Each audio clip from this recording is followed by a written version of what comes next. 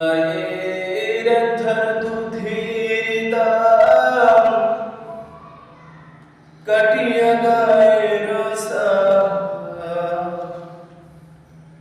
পাপোশ বানাইল ঋণের শোধ হবে না,